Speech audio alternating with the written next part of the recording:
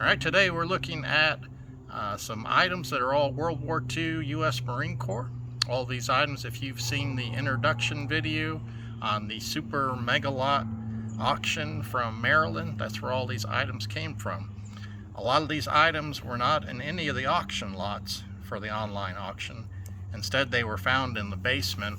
This gentleman had served in the Marines in the mid-60s, and unfortunately he had had some health problems about 15 or 20 years ago. So a lot of these items had been sitting in the basement buried with mice starting to chew things up. So kind of had to save some of this stuff from probably going into the landfill.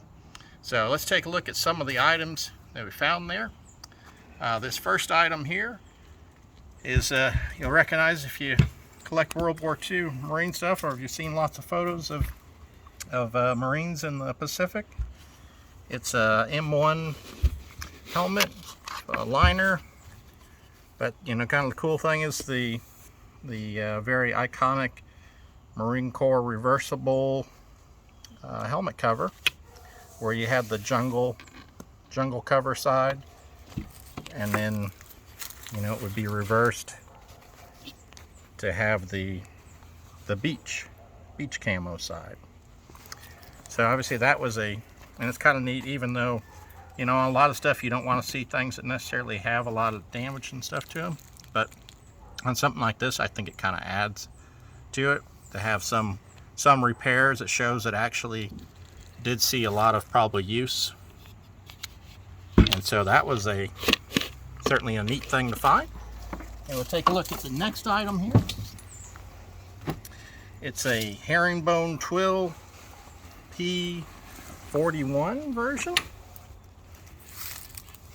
and one of the neat things about this is that this one's never even been worn.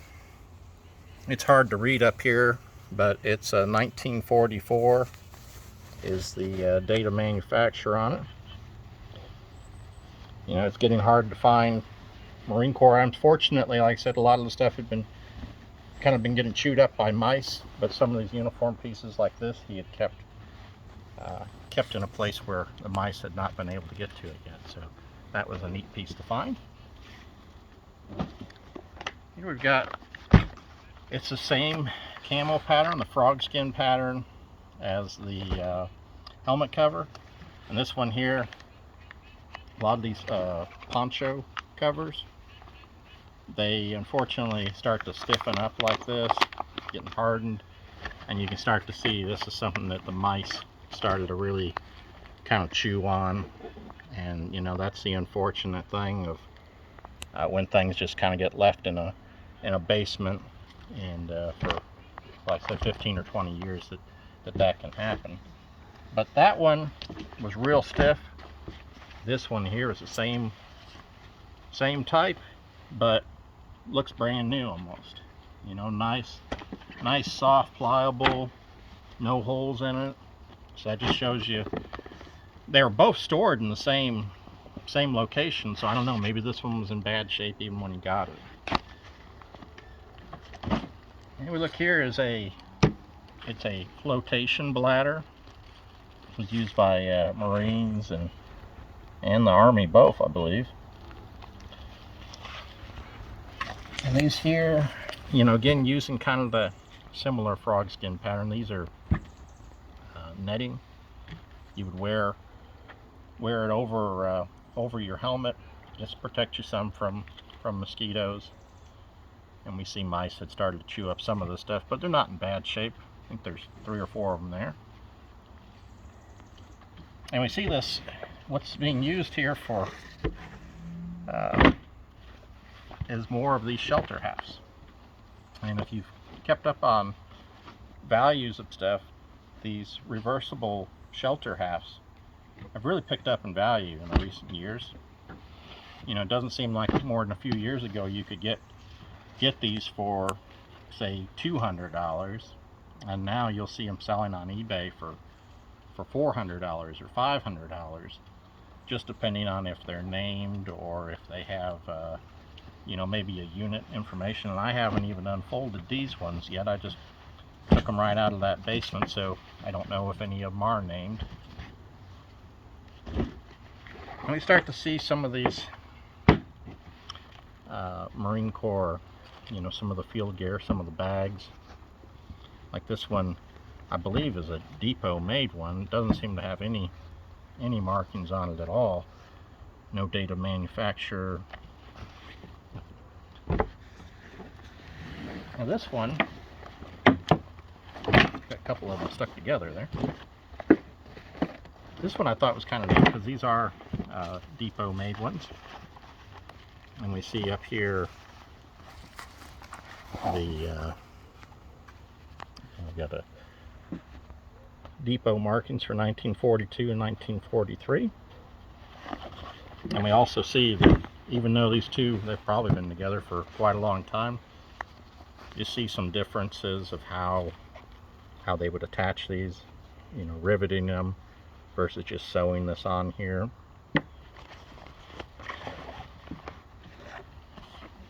You see this one here, it is, you know, basically the same, you know, the same on both of these, but I believe this one's a depot made one, and this one here is marked for made by Boyd in 44.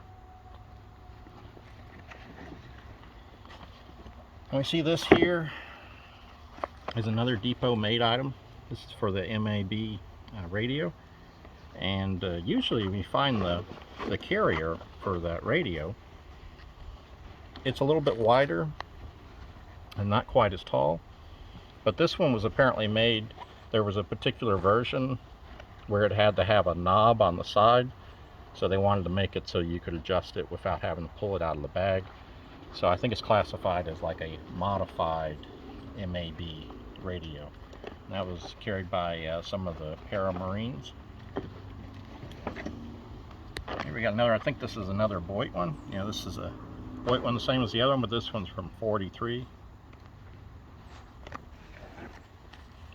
And we see that this one is a Boyd one from 1942. So,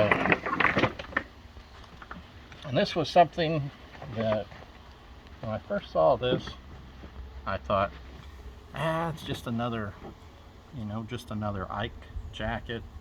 Didn't really think much of it. But when I pulled it, this one was in a closet. And when I pulled it out, I thought, oh, well, it's got the patch on the shoulder there. And I thought, well, it doesn't look like a US made patch. And I thought it looked kind of odd having this red border on it. I thought, well, it usually doesn't have that for that unit. And what I found out is that, yes, this is not a US made patch. I believe it's an Australian made patch. And this red border, you know, you had all these guys being issued a patch with saying Guadalcanal on it, but not everybody in the unit had actually been involved with the invasion of Guadalcanal. So there's a couple of different theories about the red border, what it's supposed to signify. And one is that the red border would mean that you were part of the actual invasion of Guadalcanal. And there's another theory that the red border signifies that you were wounded in action in Guadalcanal. Now, most of the guys that did this, they would take the regular US made patch, and they would simply take a piece of red felt that was a little bit bigger than unit patch and just sew the US patch over the red felt. But this one, the red border is actually part of the patch. So it's rare to find something for what some collectors call the blooded version. It's rare to find the US version of the patch sewn over the felt. It's even rarer to find what would be, I think, an Australian made patch with the red border as part of the actual patch. And then when we look at this jacket here, it's not a US made one. It's actually an Australian made. And it's got multiple names in different parts. You know, like there we can see you're saying, you got someone's name there. Got a couple of different locations. And then down here we've got a couple more names. And then we've got locations like Wellington, which is in New Zealand, Brisbane. You know, so you got places in Australia and New Zealand. So I don't know. I haven't tried to look up these names here. There's like a W.E. Hall, and then I don't know if this is all just a last name or what, but it is interesting to find, you know, all of that put together. That's why it's always good to you know, look items over a little bit more before you just cast it aside as being like, oh, that's not going to be anything of too much interest. So let's take a look at what else we've got here. This is a shovel cover. Now usually when you find the Marine Corps field gear from World War II, you're not going to find stuff that has a U.S. Stamp on it. But in this case, apparently late in the war, there were some of these made for the Marines that did have a U.S. stencil on the front. And part of the way we can tell is this hanger here. This hanger design is different from the field gear that you'd find for like the U.S. Army.